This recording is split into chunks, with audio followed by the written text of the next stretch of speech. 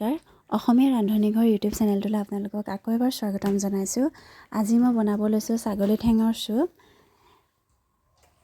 তাৰ কাৰণে মই লৈছোঁ ছাগলীৰ ঠেং, ভালকৈ গৰম পানীৰে ধুই চাফা কৰি ল'লোঁ।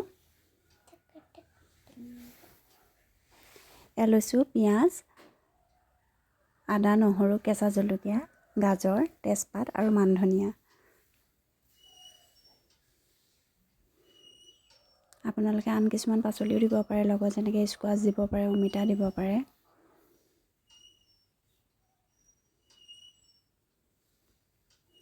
এতিয়া মই কুকাৰটো গৰম হ'বলৈ দিম। তাত দিম অলপ ৰিফাইন তেল, আপোনালোকে ঘিউ দিব পাৰে।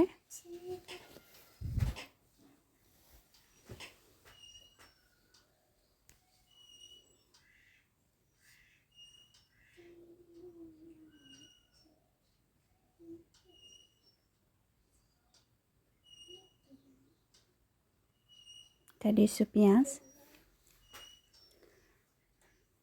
তেজপাত দুখিলা লগতে দি দিছোঁ। ইয়াত দিছোঁ আদা নহৰু, মই মিহি মিহিকৈ কাটি দিছোঁ, আপোনালোকে খুন্দিও দিব পাৰে। এয়া কেঁচা জলকীয়া দিছোঁ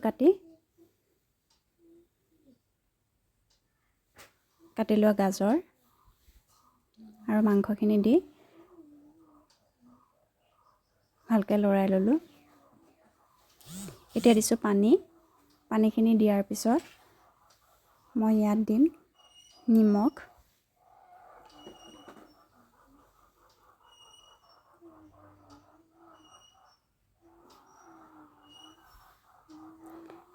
জালুকৰ গুড়ি, সেয়া কাটি লোৱা মান ধনিয়া। এতিয়া মই কুকাৰত 5ৰ পৰা 6টা চিটি মাৰিবলৈ দিম। এয়া চাওক, চুপখিনি ৰেডি হৈ গৈছে।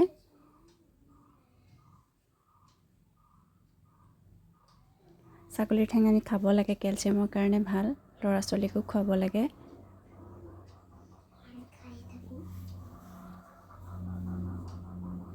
এতিয়া মই পৰিৱেশন কৰিবলৈ এটা বাতিত উলিয়াই লৈছোঁ। যদি আজি মোৰ ভিডিঅ'টো ভাল লাগিলে আপোনালোকে কমেণ্ট কৰি জনাব আৰু লগতে লাইক এটা কৰি দিব।